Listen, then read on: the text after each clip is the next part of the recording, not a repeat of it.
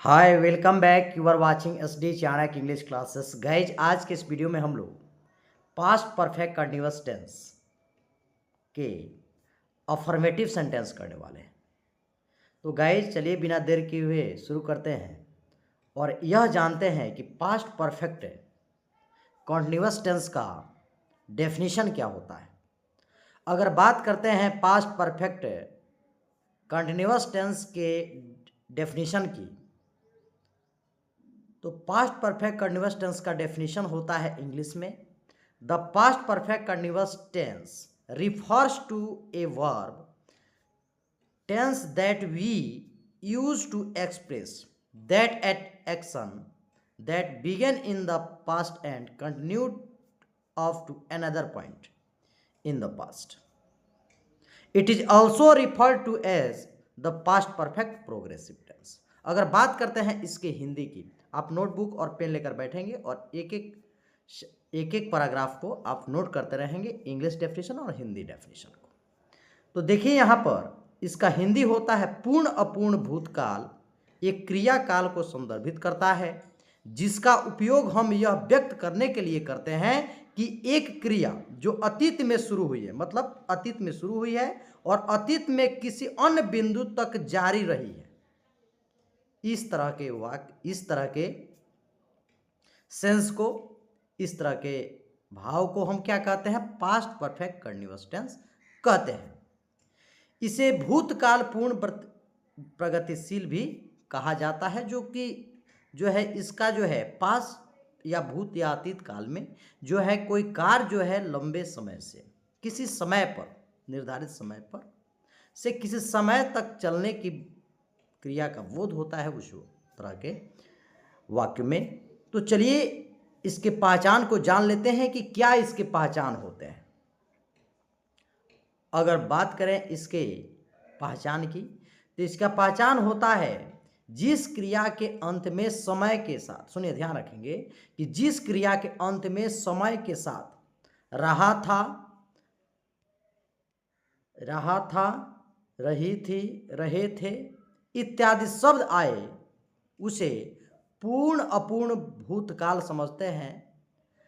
अगर बात करते हैं इसके स्ट्रक्चर की कि इसका स्ट्रक्चर क्या होता है और वाक्य क्या होते हैं, किस तरह के वाक्य को पास्ट परफेक्ट कंटीन्यूअस टेंस कहते हैं, तो चलिए अब एक एक करके हम जान लेते हैं. पास्ट परफेक्ट कंटीन्यूअस टेंस के सेंटेंस को देख लेते हैं और उसमें उपयोग होने वाले रूल को जान लेते हैं. तो अगर बात करते हैं रूल की, तो इसका रूल होता है subject plus had been plus verb के साथ आईएनजी, मतलब वर्ब का फोर्थ फॉर्म आता है, प्लस ऑब्जेक्ट आता है, उसके बाद सिंस फॉर आता है, उसके बाद टाइम आता है. तो चलिए अब एक एक जो है हम लोग सेंटेंस के माध्यम से इस स्ट्रक्चर का यूज सेंटेंस में करके हम देख लेते हैं कैसे बनाए जाते हैं इस तरह के वाक्य और किस तरह के वाक्य को पास्ट परफेक्ट कंटीन्यूअस टेंस कहते हैं. तो यहां पर देखिए दिया हुआ है पहला वाक्य जो है, यहां पहला वाक्य है, वह 2 घंटे से क्रिकेट खेल रहा था. वह 2 घंटों से क्रिकेट खेल रहा था. तो यहां पे ध्यान देंगे, कह रहा है कि जिस क्रिया के अंत में रहा था, रही थी. तो देखिए प्रीवियस वीडियो में हम लोगों ने बिल्कुल सीखा था कि जिसके अंत में रहा था, रही थी होता है वह कंटीन्यूअस पास्ट कंटीन्यूअस होता है. लेकिन इसमें देखिए समय दिया हुआ है, तो अगर समय के साथ रहा था, रही थी, कोई समय है, कोई पॉइंट है, कोई समय है. अब देखिए इसमें दो तरह के देखिए इसमें दो तरह के समय होते हैं, एक पॉइंट ऑफ टाइम होता है और एक पीरियड ऑफ टाइम होता है. तो पॉइंट ऑफ टाइम क्या होता है और पीरियड ऑफ टाइम क्या होता है, इसको जो है बेसिक से मैंने पहले वीडियो में जो है, प्रीवियस वीडियो जैसे मैंने प्रेजेंट परफेक्ट कंटीन्यूअस करा था, उसमें बिल्कुल मैंने बेसिक से समझाया था कि ये जो है क्या होता है पॉइंट ऑफ टाइम और पीरियड ऑफ टाइम. तो चलिए इसमें भी थोड़ा सा बता देते हैं पॉइंट ऑफ टाइम क्या होता है, पीरियड ऑफ टाइम क्या होता है. तो देखिए वैसे टाइम जिसमें अमाउंट ऑफ टाइम होता है, जैसे मैं कह रहा हूँ 5 घंटा, 2 महीना, 3 महीना, मतलब जो इंडेफिनिट हमारे जो डिजिट यहाँ पे आते हैं, जैसे 1 2 4 6 8 आता है और समय के पहले आता है 2 4 6 8 अगर आए, तो उसको हम मानते हैं पीरियड ऑफ टाइम। और निश्चित बिंदु वाला समय आता है, जैसे सुबह, शाम, दोपहर, ठीक ना, उस तरह के वाक्य को हम पॉइंट ऑफ टाइम मानते हैं। अगर पॉइंट ऑफ टाइम रहेगा तो सिंस का प्रयोग होगा। तो मॉर्निंग के पहले क्या लगेगा आपको कमेंट सेक्शन में बताना है, ठीक है। अगर वही रहेगा 2 बजे तो आपको बताना है इसके साथ क्या लगेगा। तो देखिए पॉइंट ऑफ टाइम 2 बजे हमारा क्या है, पॉइंट ऑफ टाइम है। सुबह क्या है, पॉइंट ऑफ टाइम है। शाम क्या है, पॉइंट ऑफ टाइम है। रात्रि क्या है, पॉइंट ऑफ टाइम है। और वही कहेंगे 2 महीने, 4 वर्षों, 3 दिनों, है ना, इस तरह जो आएगा उसे हम समझते हैं पीरियड ऑफ टाइम। इसके पहले फॉर आता है। देखिए यहां पर दिया हुआ है स्ट्रक्चर में, हम लोगों ने देखा था कि फॉर या सिंस का, तो जब भी पॉइंट ऑफ टाइम रहेगा सिंस लगेगा, पीरियड ऑफ टाइम रहेगा फॉर लगेगा। ये हमेशा हम नोट कर लेंगे। तो यहाँ पे देखेंगे, अब एक एक वाक्य में हम समझेंगे और बनाएंगे। फॉर सिंस का यूज भी हम यहाँ पे सीख पाएंगे। देखिए दिया 2 घंटे, यहाँ पे ध्यान देंगे क्या दिया है, 2 घंटे दिया है। यहाँ पे 2 आ गया, इसके पहले एक अमाउंट ऑफ टाइम है, और से 2 है, 2 आ गया तो हमको क्या लगाना है, फॉर लगाना है। तो he had been playing cricket for 2 hours.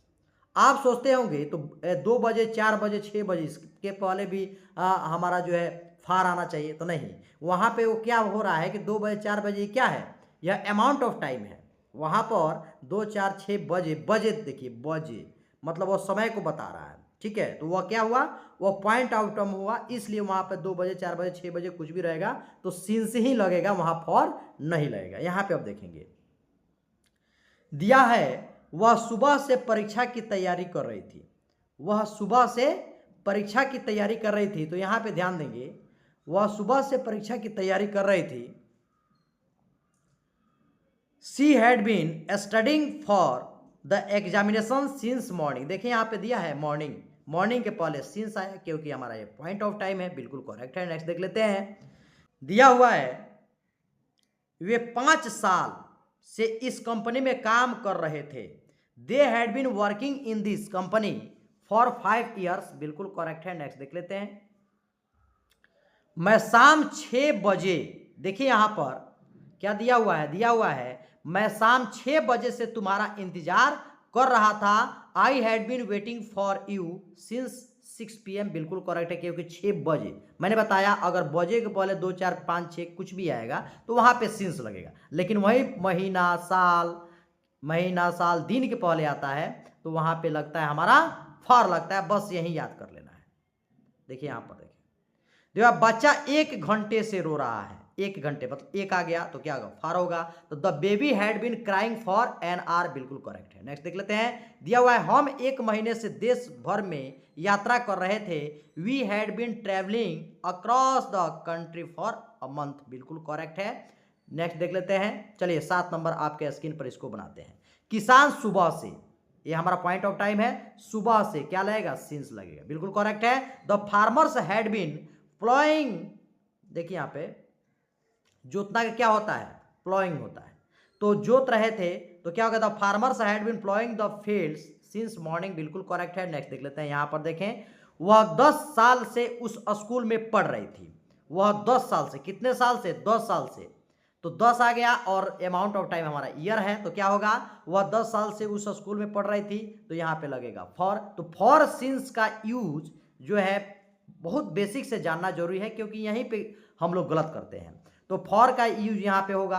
तो she had been teaching in that, देखिए पढ़ा रही थी है तो यहाँ पे क्या होगा, टीचिंग होगा। क्या होगा, टीचिंग होगा। तो वह 10 साल से उस स्कूल में पढ़ा रही थी। She had been teaching in that school for 10 years, बिल्कुल करेक्ट है। नेक्स्ट देखते हैं। चलिए वे 3 घंटे से परियोजना पर चर्चा कर रहे थे। They had been discussing the project for 3 hours, बिल्कुल करेक्ट है। नेक्स्ट देख लेते हैं। यहां पर दिया हुआ है I had been learning Spanish for 6 month, मैं 6 महीने से स्पेनिश सीख रहा था। I had been learning Spanish for 6 month. चलिए आपको कमेंट सेक्शन बताना है मैं 5 वर्षों से अंग्रेजी पढ़ा रहा था, इसका आपको बताना है कमेंट सेक्शन में कि इसका ट्रांसलेशन क्या होगा। अगर यह वीडियो आपको पसंद आए तो लाइक करें, सब्सक्राइब करें और ज़्यादा से ज़्यादा लोगों में शेयर करें। फिर मिलते हैं अगले वीडियो में। Thank you so much watching for this video.